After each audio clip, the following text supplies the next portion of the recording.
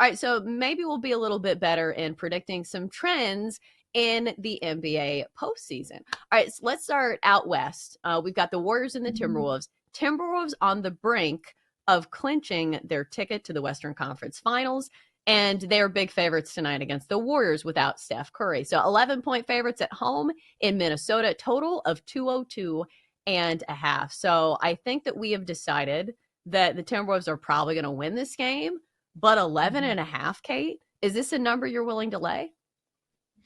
11.5 is a lot. I keep going back and forth and thinking, okay, the Timberwolves have allowed the Warriors somewhat back into the game, like late in the fourth quarter, where the Wolves just know that they're up by double digits and they take their foot off the gas a little bit. I'm hoping that isn't the case tonight, because if you open the door for the Warriors and for whatever reason they're able to win, there's the possibility, and I think it's like a 10% chance that Steph comes back in this series at all, but you don't even want to leave that to chance because it's Steph Curry. So I think the Wolves have to get it done tonight. Like, this is like a game 7 for Minnesota. Get it done, close it out, don't play with your food at all. 11.5 is a lot. I would prefer to take the Warriors to cover in the first half. They have been really good in the first half of games so far, and it's the Wolves that have been slow to start, and then Anthony Edwards comes alive in the second half, or the offense as a whole starts coming alive a little bit more, and the Warriors are worn down by that second half. So I think this one is closer early on in the game, where you could back Golden State. I'm just not quite sure. There's so many directions that this game could go late that the 11.5 for the full game scares me away a little bit from taking either side in that. Yeah, I think 11.5 is a bit too rich for me as well, especially because I feel like this is, please correct me if I'm wrong, because you're a Timberwolves fan, but I feel like this has kind of been a trend with the Timberwolves, is that they kind of take their foot off the gas pedal, not only in this postseason, but last year. So it's one of those things where sometimes I feel like they get a little too confident. And 11.5, just simply in a game with a total of 202.5, where points are looking to be at a premium, it's just not something that I want to do. So I think the way that I'm going to play this is maybe, some player props here. And I've been trying to get creative with either player alts or, doing something with a player prop and then combining it with a money line play. So you tell me which one you would rather play of these two options. So we've been talking about Julius Randle and how big he's been for the Timberwolves. One would say that he has been the most consistent player on the court for the Timberwolves. Anthony Edwards, of course, provides the flash, but Julius Randle has been consistently good, even in the first half of these games when Anthony Edwards has been somewhat inefficient. You look at his last 4 games, 18, 24, 24, and 31 points. His last 2 games, he shot at least 21 times from the field. So it feels like his production's going up. So I'm going to do Julius Randle to score 20 plus points, or I will combine that with either Anthony Edwards 3+ threes, because Anthony Edwards is going to fire away from deep. He led the NBA in 3-pointers, this season, or I combine it with the Timberwolves on the money line. So if I go the Anthony Edwards route, that one's -118,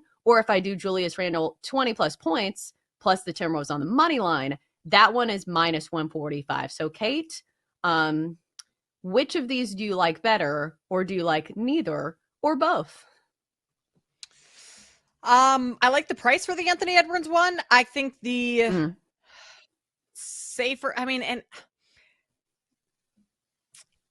I don't like the price for the Wolves to win, -145. I want something a little bit better than that, because Ant in 2 games this series has not hit 3 threes. 1 in game 1, 2 in game 2. Now he's gotten significantly hotter as this series has gone on, so maybe that shouldn't be a concern for me. I do like the Randle 20 plus the Wolves to win on the money line. -145, sure. Lay a little extra juice. I think Minnesota wins this game. I would say easily, except that I just said 11.5, but they could still win easily and not cover the 11.5. So I think that's a fairly safe bet, is the Randle 20 plus and the Wolves to win outright. You could, if you wanted to get that closer to even money, throw in Ant 2 made threes, if you can do that, if it even allows that. That might bump it up a little bit, and I think that's a fairly safe, just knowing his volume especially in the last 2 games from deep. 14 shots in game 3, 11 in game 4. I think he's going to be firing again. So now that I'm talking, I think either of those 2 bets are fairly safe, Chelsa. Yeah, the only thing that takes me off Anthony Edwards is that, like, we've seen this where sometimes he just goes ice cold. Like in that final game against who was it? The series before this. Was it the Lakers? Didn't he go was 0 for 11 from deep? Oh, yes. That's a dagger. So maybe Anthony Edwards is not finding his way into my bet slip tonight. But I know that you've been looking at some props for the Warriors, if I'm not mistaken. Yeah, I like Buddy Hield to have 4+ made threes in this one. You look at what he's done volume-wise his last couple games, 8, 9, 8, 6. He's hit 4+ in his last 3 games. And the Warriors need his scoring. Like, they need him to have a big game from deep if they're going to stick in this game, because Jimmy Butler wasn't getting it done in game 4, only had 9 shots. If that's even remotely the same, even if Butler has 10, 12, 13 shots, I think he needs closer to 20 if the Warriors are going to stay in this one. So you have to have production from guys like Buddy Hield, from guys like Pajemski, who has really struggled from deep, but maybe he gets hot and hits a couple. I also think you could look at Jonathan Kuminga to go over his points prop. It's kind of been clear in this series why Kuminga hasn't been on the floor a ton prior to the Steph Curry injury throughout the playoffs. And even late in the season is just like his style of play with this group doesn't quite fit.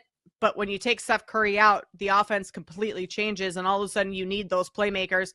Jonathan Kuminga can create for himself. He can go get a bucket when he needs to, and he might not play the best team basketball all around or be the best decision maker, but he can score, and he's shown that. So I think you could go Buddy Hield, or I like Buddy Hield plus 4+ threes, or you could look at a Jonathan Kuminga points prop, points or rebounds prop, something like that. I think those 2 players are going to be key tonight for Golden State.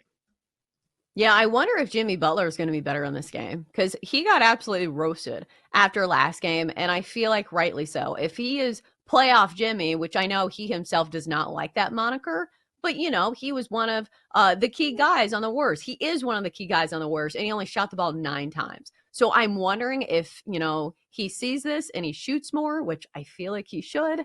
But I don't know. I don't know how much I trust this Warriors offense in a game that's supposed to be pretty low scoring. So I do think the role players are a good look, because obviously you get better prices on lower numbers when they're not the household names. All right, let's go to the Eastern Conference playoffs, where the Knicks lead the series against the Celtics 3-1. Jayson Tatum, of course, is not going to be playing this one. But here's the surprise. The Celtics are still 4.5-point favorites at home against a red-hot Knicks team. So, Kate, do you like the Celtics laying the 4.5 here? Or do you say, hey, I have been watching these games. Feels like the Knicks have a good shot to win this game outright. Feels like the Knicks have a good shot to win this game outright. I would take the points with the Knicks. They're 7-3 against the spread in their last 10 games. So they are covering. Doesn't mean that that's necessarily going to continue tonight. The Celtics, their backs up against the wall. We're going to see what the Celtics are made of tonight, because throughout the last 2 seasons, like, they have not had this poor of a stretch where they've blown 20+ point lead. They've blown 3 leads, 2 of 20+, 1 of 14 in this last game. And now your top player, Jayson Tatum, is out. The Celtics have depth, so they can survive a game or 2 without Tatum, because Jaylen Brown is your reigning finals MVP. Porzingis, however, not been himself. That's a concern as well. So you're without Tatum. You're now, Porzingis has, with the illness he's dealing with, he's gassed by halftime. I like the Knicks to cover 4.5. I would prefer, once again, to go with player props in this one. And I think you have to look at some of those role players again. Not that Derek White is necessarily a role player. Like, he's a massive part of the Celtics, but you can get him 4+ made threes, 4+ money. I think that's a decent look. He's going to be firing from deep. I mean, the Celtics as a whole are never going to stop firing, but Derek White is someone who could catch fire where a lot of the attention is going to be on Jaylen Brown. I also think you could see Peyton Pritchard, his points prop over 12.5. I think that's a decent number as well, because Pritchard's going to have to step up, and he'll probably get a little bit more playing time with Tatum off the floor. Yeah, I feel like I really want to take the Knicks here, but maybe, the line's right. And sometimes we see this when lines look fishy, sometimes there is a reason. So we'll see Mhm. if the Celtics, who are the reigning NBA champions, have a little resolve in this one.